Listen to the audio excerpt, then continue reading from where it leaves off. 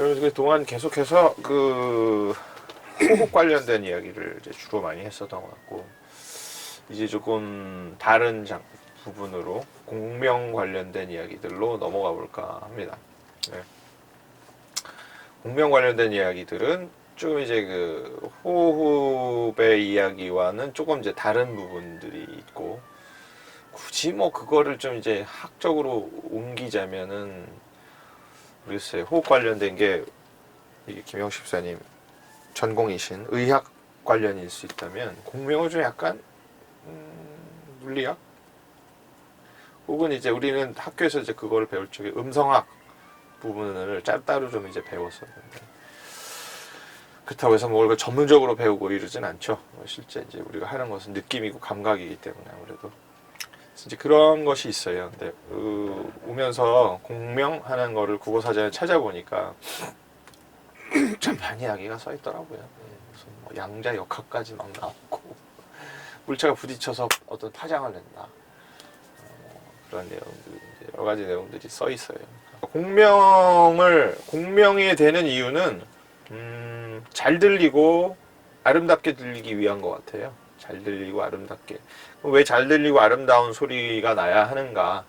그것은 또 다른 문제죠. 예, 복잡한 이야기이죠. 예. 아름답고 잘 들리는 소리가 좋은 가치를 인정받았기 때문에 그런 거죠. 그런 것이 현대에 오면서는 깨지기 시작하고 아름답지 않은 소리들을 내기 시작해요. 근데 이제 아름답지 않은 소리를 내는 것은 뭐 음악적인 가치를 거기다 둔다고 하니까, 뭐 예를 들면 괴성 같은 거 있잖아요. 으악 지르는 거. 그 다음에 우리가 여기서 지금 테너 같은 경우, 테너가 지금 다 안 계시네. 그럼 여기 미에서 오는 전환음이라는 게 있어서 고음으로 올라갈 적에 어떤 장치를 합니다. 그래서 최대한 밑에서 올라오는 소리가 이렇게 자연스럽게 연결되는 이런 장치를 갖고 노래를 하는데, 현대에서는 이걸 깨버리는 거예요.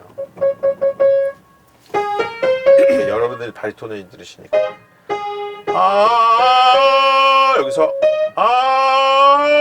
이렇게 소리를 모으게 되어 있는 게 아니라, 우리가 그게 좋다는 거예요. 목 건강에도 좋고 듣기에도 좋고, 그 다음에 음악이라는 도구에 이렇게 그 발성이 접목되는 거, 이 가사에 여러 가지 레가토 이런 거 좋은 건데, 이게 어떤 느낌이 드세요?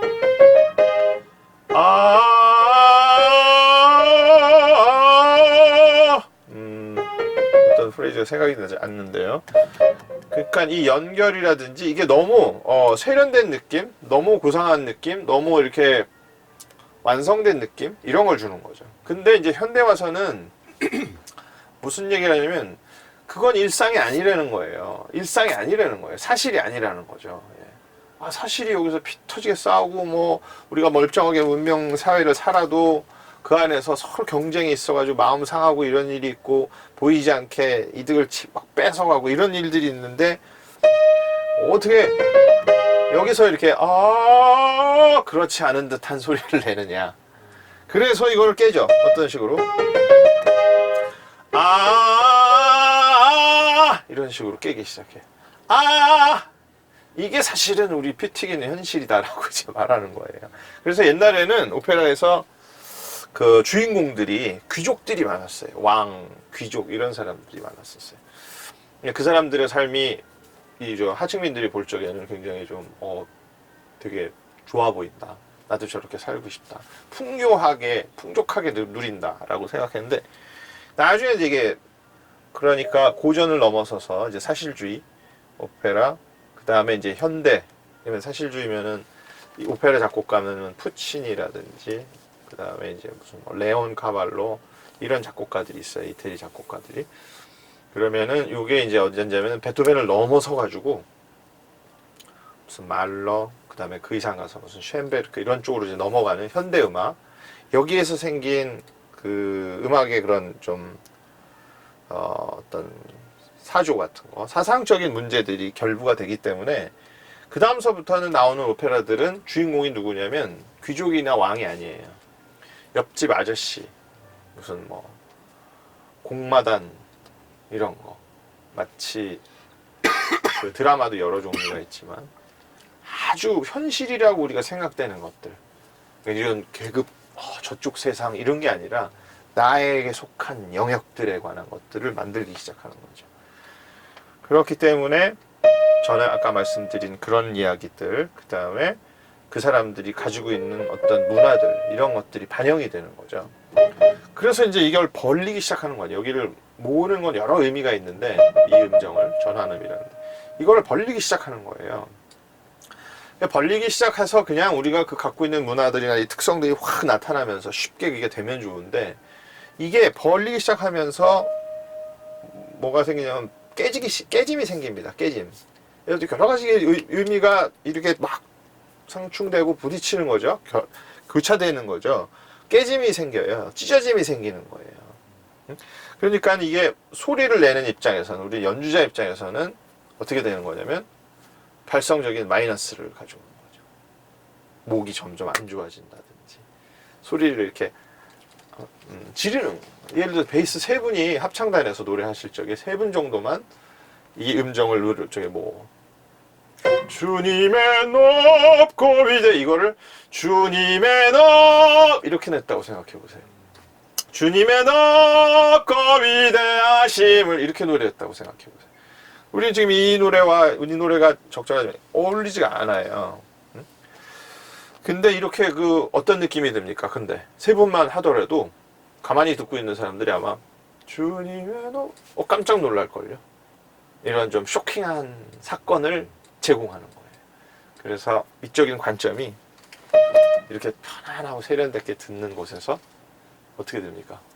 이게 중요한 게 아니라 세련된 양복을 수트를 입고 와서 이걸 보고 싶은 게 아니라 락이나 이런 것처럼 휙 하는 어떤 해방감, 혹은 팍 파괴시켜서 생기는 그 에너지, 즉 충격적인 어떤 걸 보고 싶어 한다는 거죠. 그래서 점점 시간이 지날수록 가수들이 노래를 못하기 시작해요. 옛날에는 노래를 잘했었죠. 그러다가 어떤 한 정점에 달해서 이게 지금 점점 하얀 곡선을 그리고 있는 거죠. 뭐 한간에 그런 얘기도 있잖아요. 파바로티가 노래를 그렇게 잘하고 컴퓨터에다가 인간의 목소리를 탁 해서 제일 좋은 소리를 찾아내라 그러면 파바로티의 목소리가 나올 것이다, 이런 얘기를 했다는데, 한간에는 그러네요. 파바로티가 그 옛날 시대에 좋은 가수들이 있는 시대에 갖다 데려놓는다면 아마 236급 정도밖에 안 될 것이다, 이런 얘기를 할 정도로 순도 높은 소리를 내는, 그러니까 우리가 지금으로서는 상상할 수 없어요. 그런 소리들이 어떤 소리인지. 저는 그 소리를 실제 알고 싶어서 아주 연세가 100세 가까이 된 할아버지한테 가서 레슨을 받은 적이 있었어요.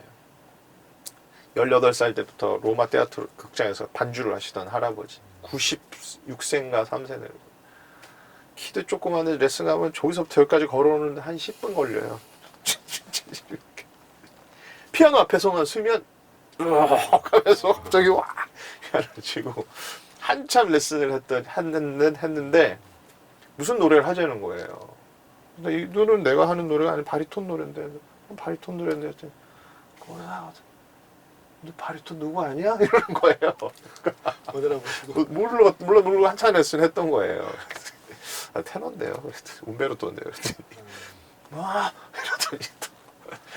근데 그분의 얘기를 들어보면 공명에 대한 맥락에서 말하는데, 소리가 약간 전기적인 이야기를 해요. 무슨 꼭 그럴까라고 얘기하는데, 뭐 어떤 가수가 노래를 부르면은 뭐 진짜 5층 꼭대기에 창문이 바라라라 떨렸다는 둥, 뭐 어떤 가수가 노래를 하면 관객들이 하나 둘씩 이렇게 일어난다는 거예요. 이렇게 홀려서 뭐 일어나는 건지 뭐 어떻게 하는 건지 이제 뭐 그런 얘기들 하는데, 그 사실 여부를 떠나서 그 형용사들이 갖고 있는 내용들이 요즘의 가수들이 표출하는 것하고는 달라요.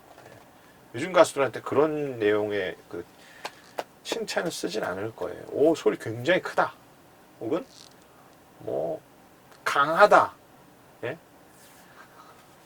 뭐 엄청난 고음을 낸다, 이런 내용들을 쓸 텐데, 여기선 그런 종류의 형용사가 아니에요.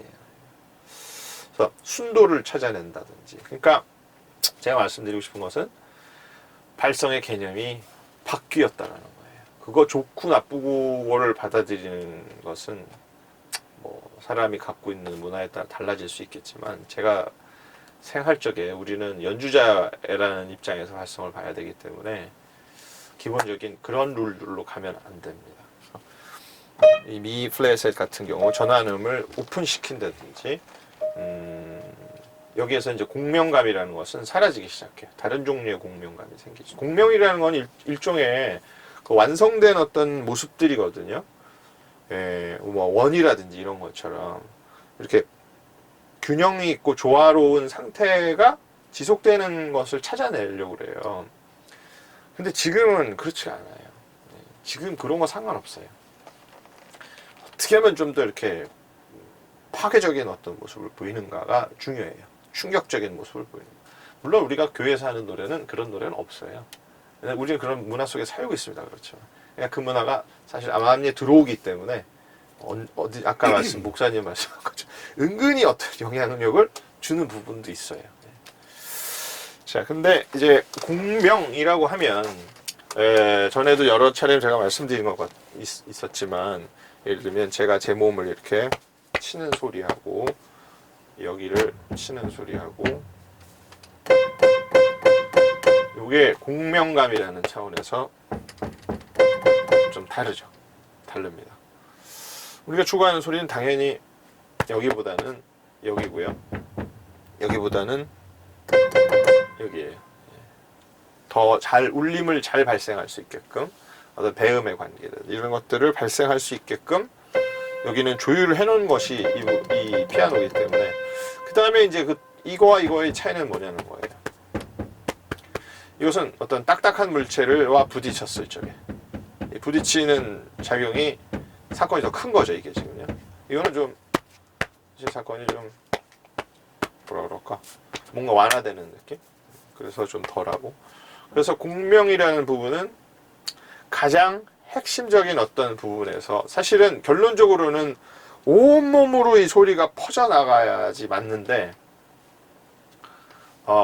그러기 위해서는 순서가 있다라는 거예요. 순서가요. 어떤 순서가 있어요. 프로세스가 있어요. 우리가 호흡을 어떻게 해서 이게 과정이 있었던 것처럼 그렇게 해서 형성된 호흡이 어디를 제일 먼저 가는가, 어디에 제일 먼저 부딪히는가, 그 다음에 이제 그 부딪힌 곳에서부터 어떻게 이렇게 퍼져나가야 되는가. 이것이 이제 공명이고, 저는 공명이라는 이론적인 말보다는 우리가 조금 다르게 공명감 이렇게 사용하는 것이 그 발성을 받아들일 적에 조금 더 좀 와닿는 말이라고 생각해요. 공명 좀 와닿지 않지 않나요? 공명이 이론적이고 그렇단 말이에요. 그러니까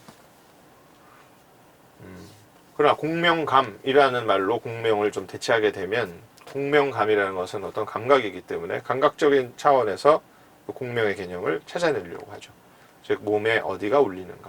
그래서 가장 우선적으로 울리는 곳은 어디냐면 여러분이 알고 계시는 딱딱한 입천장입니다. 딱딱한 입천장. 경구개라고 말하는 곳이죠. 경구개는 어디 있냐면 아시죠? 어디지?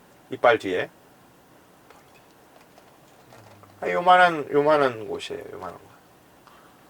그러니까 거기가 딱딱하고 그냥 거기 입천장이 거기서 끝나는가?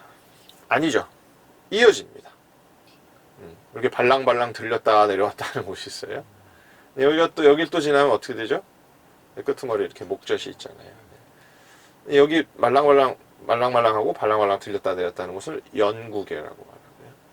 경구개, 연구개, 구개인데 바로 뒤에가 여기 목젖 뒤에가 연구개. 목젖? 바로 앞에. 그렇죠. 목젖은 이렇게 생긴 거. 거기보다 조금 앞에. 예. 그 딱딱한 입천장하고 목젖 사이. 하품하면 이렇게 확 열리는 곳. 예. 혓바닥으로 만져보세요. 딱딱한 곳이 있고 말랑말랑한 곳이 있습니다. 그죠? 그러니까 움직일 수 있는 곳, 공간을 줄 수 있는 곳은 연구개이잖아요. 근데 이 연구개를 열었을 적에 아까 이제 제가 고음으로 올라가면은 이제 그 헤드가 공간이 필요하다는 것처럼 그쪽이 이렇게 많이 열려야 돼요. 여기만 많이 열리는 게 아니고 그쪽이 동시에 열려요. 근데 이 연구개를 드는 작용이 동시에 후드를 이렇게 내려가는 작용을 유발한다고 해요. 그래서 이제 직접 후드를 내려라라고 말하지 않고 드는 것처럼 해라라고 이제 얘기를 하는 이유가, 그러면 이게 이제 혓부리도 내려가고 최대 공간이 입안에서 형성이 된다는 거죠. 그리고 최대 공간에, 당연히 이 최대 공간에 호기가 들어와서 딱 장악을 했을 적에 여기서 사건이 일어납니다. 아까 이제 물리학적으로 해서 뭐 두 개의 물체 부딪혀서 뭐 생기는 사건이 똑같은 거죠. 호흡과 내가 만들어낸 호흡이지만 어떤 이런 사건을 갖는 거죠. 부딪히는 사건. 그래서 이제 그 부딪히는 곳이 단단한 곳, 경고계로 일단 끌어와야 된다는 거죠. 여기서 시작된 공명이 점점 퍼져서 뭐 구강도 뭐 포함이 되겠죠. 나중에 다 올려야 된다면. 그 다음에 가슴, 그 다음에 뭐 심지어 이건 가슴 올리면 흉강이라고 말하고요. 비강, 구강, 그 다음에 어떤 사람은 복강이라고 말. 배가 울린다. 복강이 울린다는 그런 얘기인데, 복강이 울리는 느낌도 있겠죠. 호흡이 이렇게 빡 받쳐서 소리가 팍팍팍 날 적에는 그 복강의 울림이라는 게 있어요. 근데 복강의 울림이라든지 흉강의 울림이 여기에 울림 같은 것은 아니에요. 그런 종류의 울림은 아닙니다.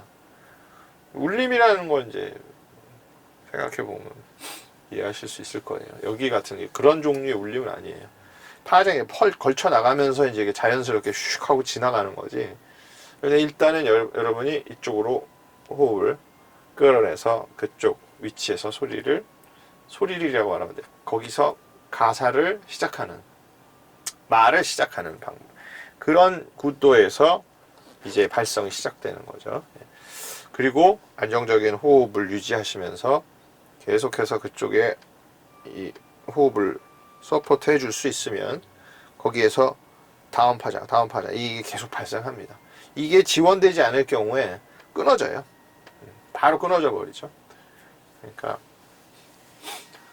바로 그것이 이제 공명의 어떤 메커니즘이라고 볼 수 있고, 이제 아까 말씀드렸던 고음으로 넘어가고 이런 부분들, 성대가 또 새롭게 움직여가지고 어떤 다른 형태의 그 성순이 붙는 이런 모습을 갖게 되는 것은 또 다른 이야기겠지만, 어쨌든 전체적인 공명의 느낌은 바로 그거예요. 이제 우리가 갖고 있는 딜레마는 뭐냐면, 한국 사람이 서양의 발성에서를 부딪혔을 적에 갖게 되는 딜레마는 뭐냐면, 딜레마이기도 하면서 사실 전혀 좀 이해가 안 되는 부분이기도 한 것은 뭐냐면 바로 그 발음의 위치들이에요.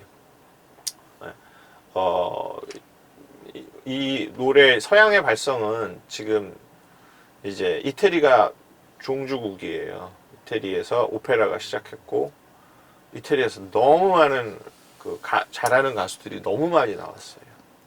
그러니까 이태리가 자기네 나라의 언어를 사용해서 발성을 개발한 거는 당연한 일이겠죠. 근데 우리는 우리나라의 언어를 가지고 있기 때문에 그게 그 서양적인 것을 이해한다는 거는, 특히 저는 성악은 너무나 서양적이라고 생각해요. 사실은 서양의 언어와 서양의 그 문화, 습관들, 이런 것들이 특히 언어가 또 들어가기 때문에 너무나, 오히려 바이올린 이런 것들은 말을 쓰진 않잖아요. 그 사람의 생각이 반영은 되겠지만 직접 뭐 이렇게 하면서 뭐 내가만 뭐 이렇게 말하진 않습니다. 그러니까 그 소리 자체에서 뭔가를 찾을 수 있겠지만, 근데 말을 사용하는 이 성악은 만약에 우리가 서양의 예술을 한다, 그리고 그게 옳다라는 생각을 갖게 되면 누구나 빠질 수 있는 함정이라면 함정이 바로 발음의 문제라든지 이런 부분들이, 그걸 가까이 가려고 하죠 자꾸만. 근데 잘 안 돼요. 사실은 되게 어려운 문제예요. 네이티브 발음을 갖는 것처럼 어려운 문제예요. 그래서 이제 그것을 우리가 이제 어떻게든 최대한 해보는 거죠. 해보는 겁니다. 자, 그래서 이제 이 내용들은 제가 이렇게 구분을 지어서 호흡, 공명, 이런 얘기들을, 발음, 이런 얘기들을 하겠지만, 늘 말씀드리지만, 결국 한 레슨 안에서, 혹은 소리를 내실 적에, 이것은 떨어뜨려서 되진 않죠. 예. 모든 것이 한 스윙 안에서 보는 겁니다. 이 한 스윙 안에서, 오늘은 이제 여기를 한번 조금 이렇게 관심 있게 들여다보자. 지난주에는 아래쪽을 좀 들여다보자. 그런 입장인 거고. 실제 소리를 내실 적에는 저는 이제 이런 복잡한 이야기들을 이제 하는 이유는 우리가 한 달에 한 번 동안 하는 이런 형태를 갖고 있기 때문에 또 취미이기도 하기 때문에 성악을 발성? 테크닉적인 거로만 접근할 수 없는 상황이에요, 사실은. 하시려면 레슨을 계속 받아야 돼. 전에 말씀드렸지만 그 레슨 받는 학생들은 보통 이태리에 있을 적에 선생님한테 돈을 안 내고 받죠. 돈을 안 내고. 정말요? 네. 지금 말고 옛날에 원래 처음에 좋은 가수들이 많이 나왔을 적에 돈을 안 내고 받아요. 선생님 집에서 살면서 2층에서 살고 선생님 1층에 살고 그래서 하루에 30분 조금씩 계속 매일 레슨을 받는 거예요. 그래서 얘를 갖다가 그 좋은 가수로 만들어. 그래서 얘가 딱 극장 계약을 하는 날 선생이 자기 계약서를 들고 오는 거예요. 너 앞으로 10년 동안 네 수익의 몇 %는 나한테 보내야 된다. 얘를 그게 좀 어떻게 보면 합리적이죠, 그죠? 그래서 선생님도 열심히 가르칠 거 아니에요. 그렇게 해서 이제 하던 시절이 있었어요. 지금은 안 그렇죠. 지금은 안 그렇고 그 전적으로 그 자기 성장은 자기에게 달려 있는 시대가 됐어요. 그러니까 레슨을 받으면서도 과연 이 사람이 내 목소리에 도움을 줄 것인가, 못 줄 것인가, 자기가 결정해야 돼요. 모르잖아요, 사실은요. 어떻게 전개될 줄 압니까? 그러니까 연구를 많이 해야 되는 부분이죠. 옛날에는 그렇지 않았었어요. 옛날에는 얘를 못 키우면 나도 굶는구나의 상황이기 때문에. 저는 그냥 공명은 제갈공명도 있고. 그 말굽 모양 때리면 땡. 네, 소리곱새. 소리곱새. 예. 그걸로 그렇죠. 그거만 기억이 어렸을 때 기억에 공명이다. 그렇죠. 공명이에요. 그 느낌만 띵띵. 네, 잘 말씀하셨어요. 그게 공명이면 공명이 뭔지 좀 한번 좀 구체적으로 한번 설명해 주시겠어요? 어떤 느낌을 받으셨는지? 띵. 띵 하면 그 뭐지? 잔상이 아니고 그 찬양. 울림이 찬양. 딱 안 끊어지고 네, 계속해서. 땡 치고 만지면 소리가 멈추지만 네. 이게 계속 이게 울리면서 소리가 그렇죠. 퍼지는 네. 물결 느낌? 이렇게. 그런 것 같아요. 네, 그런- 그게 아주 중요한 생각이에요. 예. 그런 느낌을 제가 가지고 있었어요. 떡 하고 있으면 안 되고 땡땡. 빵 하고 뭔가 네. 남아 있는 것 같으면서도 내 머릿속에 들어와 버려서 네네. 계속되는 것 같은 환상을 좀 일으키죠. 예. 언젠간 분명히 멈출 텐데 그게 계속된다라는 생각을 일으키죠. 네. 우리가 뭐 관성의 법칙에서 처음에 이렇게 마찰력이 없으면 이 힘은 끊어지지 않고 계속 가는 거라면서요. 예. 계속 마찰력이 있기 때문에 언젠가 정지한다는 건데 우린 사실 공명에서 마찰력이 뭘까? 그 개념이 좀 적어져요. 그러니까 지속적으로 흐른다라는 생각이 들 수 있어요. 충분히. 예. 저는 그랬습니다. 아까 최 선생님께서 말씀하신 뭐 이렇게 몸에 이렇게 몸이잖아요 저희가 공명이 이제 이루어지는 곳이 네. 이제 뭐 파이프라든가 어떤 뭐 드럼통이라든가 네. 이런 것들도 사실 요만한 거하고 큰 거랑은 또 네. 공명의 그 강도라든가 이런 것들도 잔향이 얼마큼 오래 지속되는 것도 좀 틀릴 거고 그래서 뭐 사람의 몸에 비유하자면 좀 그런 거를 조금 더 공간을 많이 네. 확보하는 거 네. 이런 거가 조금 뭐 유리한 네. 것 같다는 네. 생각은 네. 들었습니다. 그렇죠. 저도 그 생각이 이제 공명에서 많이 들었는데 지금 이제 최대 공간을 이렇게 확보해 놓는다라는 의미에서 물론 최대 공간을 확보하기 때문에 많은 에너지가 들어오기도 할 테고요. 그다음에 이제 최대 공간의 확보에 있어서 또 굉장히 중요한 것은 뭐냐면 이게 어떤 폐쇄적인 그 구조를 갖지 않는다라는 점이에요. 폐쇄적인 구조를 갖지 않고 폐쇄적이지만 열려고 한다라는 구조를 갖죠. 그러니까 여기에서 공명을 발생시킬 수 있는 가능성. 몸이 이렇게 된 상태에서 소리를 내는 게 아니라 열어놓은 상태에서 북소리가 마치 이렇게 이게 이렇게 뭐라고 그러죠? 이 가죽이 이렇게 돼 있으면 퍽 소리가 나는데 땡기고 있어서 빵 하는 어떤 소리가 나는 그런 비유가 적절한 건가?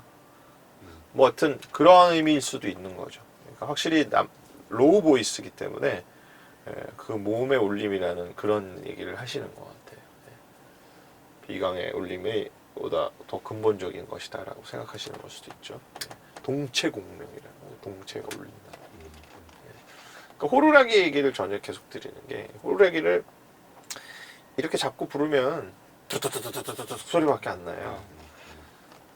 요만큼 잡고 불러도 뚜루룩 납니다. 최대한 살짝 잡아야지. 소리 굽새도 그렇거든요.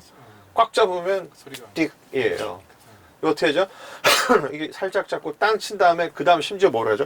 이런 데 갖다 대요. 그럼 이게 피공명 쳐야 돼요. 띵 하고 울림이 전달되거든요. 네. 그 울림이 전달이라는 차원에서 열고 있다는 것이 그런 의미일 수 있는 거죠.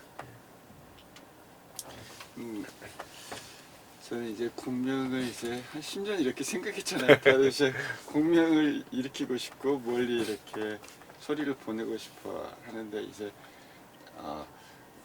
잘 안 되는 거를 이렇게 물론 많은 노력을 하진 않았지만 근데 이제 사람이 그렇잖아요.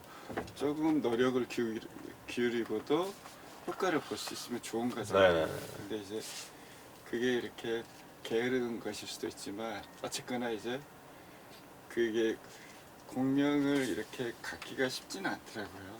그래가지고 요즘 이제 이거 우리 발배동 아재 이렇게 하면서 계속 조금씩 공부하고 생각하고 옛날보다 연습을 좀 더 많이 하고 있는데요. 그러니까 이제 연못에 이제 잔잔한 연못에 돌을 작은 걸 떨어뜨리면은 퍼지는 이렇게 정도가 아주 뭐랄까 눈에 띄진 않잖아요. 그래도 조금씩 퍼지죠. 멀리까지 가긴 가는데 근데 이제 좀 더 큰 돌을 던져주면은 더 강하고 빠르게 멀리까지 퍼지거든요. 그래가지고 제가 이제 옛날에는 그 생각을 안 했는데 이게 이제 그 이 스타트 시작점이 중요하구나. 제가 이제 소리를 좀 더 이렇게 소리를 냈을 때 그때의 정도가 중요하다는 생각이 들더라고요. 그래가지고 요즘은 정도요. 예, 강도? 그러니까 강도. 이제 네. 정도라고 정도. 정도. 예. 소리를 내는 정도, 뭐 강한 정도, 약한 정도 이런. 그래가지고 요즘은 이제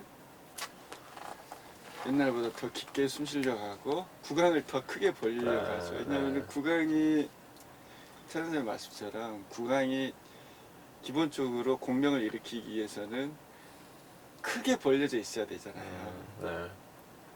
그러니까 구강을 작게 벌리면은 입 안이라고 말할 수 있겠죠. 기본 조건이 안 되니까 네. 이 구조적인 신체 구조적인 제한을 벗어날 수가 없더라고요. 그 사실을 10년 만에 깨달았어요, 진짜.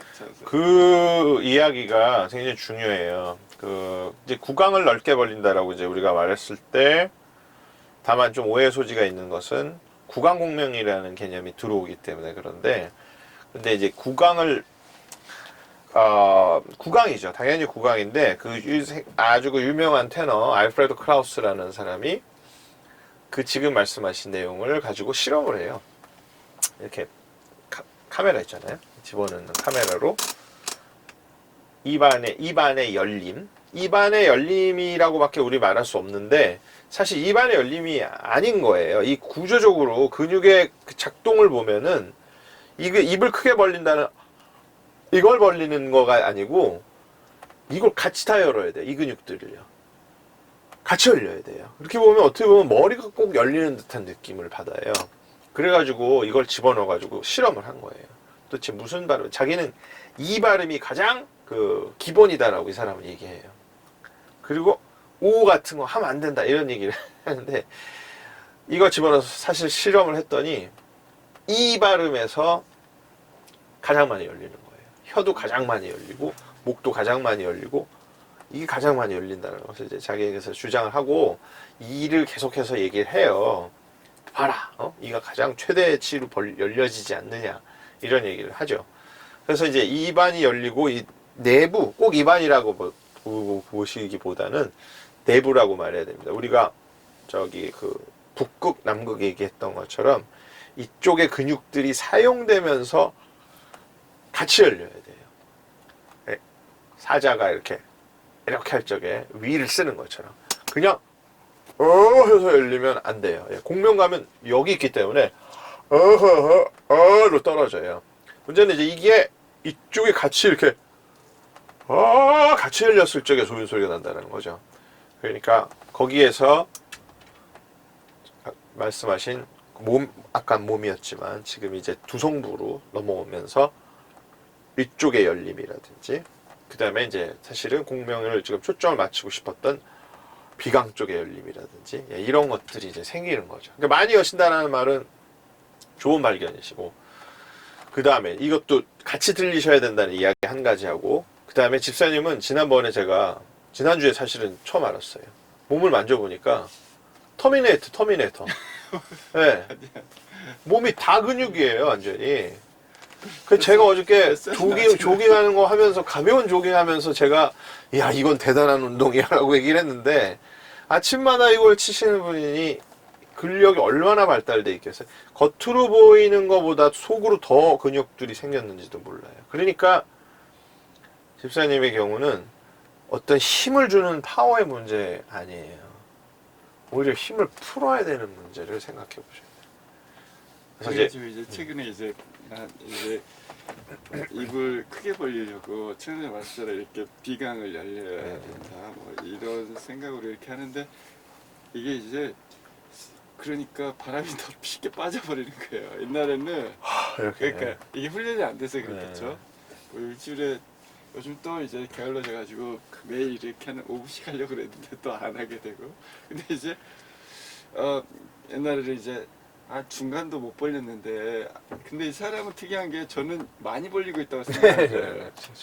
근데 그걸 보고 이래 하니까 또 영상 보고 촬영된 걸 보니까 별로 안 벌리고 있더라고요.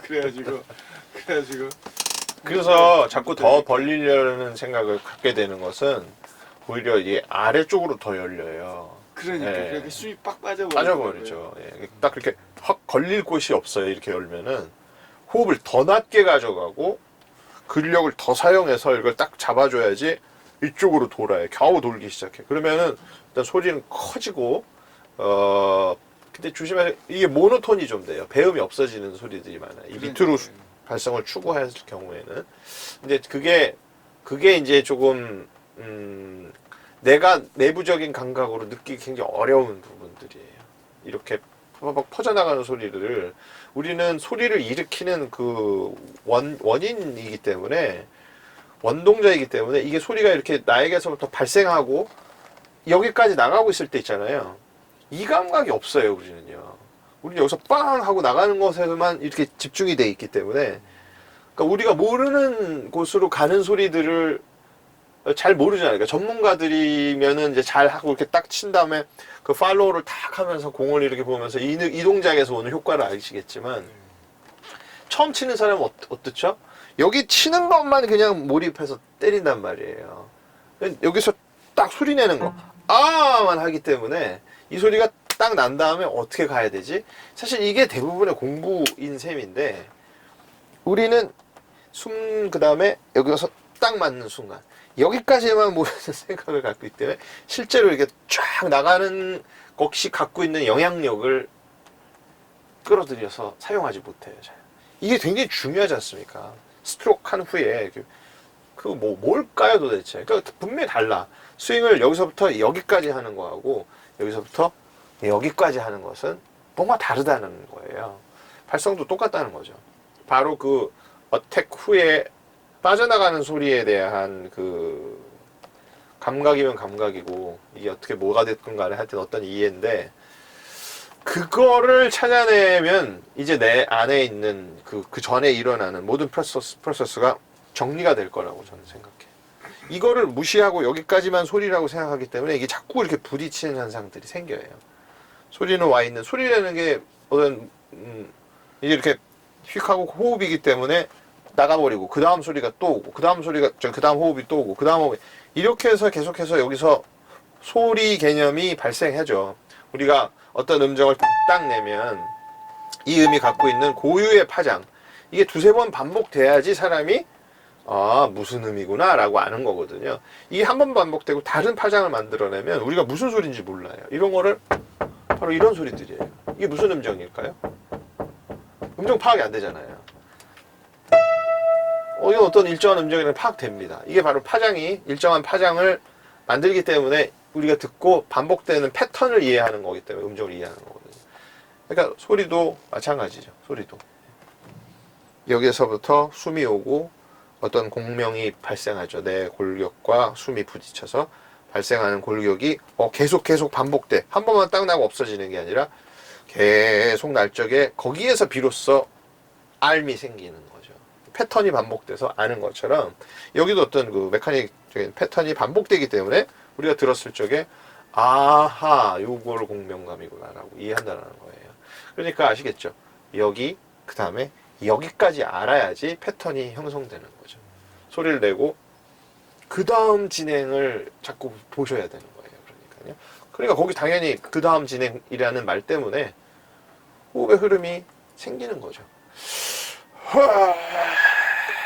막 나만 불태우고 있으면 안 되고 쭉 나가서 흘러가는 것까지 이해해야 돼요. 무슨 말씀인지 이해하시겠죠 지금. 그거 굉장히 중요합니다. 이렇게 굉장히 놀라운 소스들의 이야기들이 있다는 걸 보면 소리는 그 미켈란젤로 얘기처럼 맞는 것 같아요. 진리인 것 같아요. 누가 나한테 그 얘기를 해줬지? 진짜 대단한 얘기 해줬어요. 얘기 말씀드렸잖아요. 석고상 만들 때 미켈란젤로가 잘라서 만드는 게 아니고 가만히 들여다보고 그 다음에 그 떨거지들 거기 붙으면 안 되는 걸 얘는 떨어뜨린다는 개념으로 조각을 한다는 거예요. 소리도 그런 거. 즉 뭐냐면 우리는 좋은 소리를 알고 있는 거예요. 알고 있는 거예요. 그러니까 안 좋은 소리를 냈을 때 내가 뭔가 이건 아닌 것 같은데 라는 생각을 시작한다는 거죠. 만약에 소리를 모르고 있다면 냈을 적에 이건 소리야 라고 바로 말하겠죠.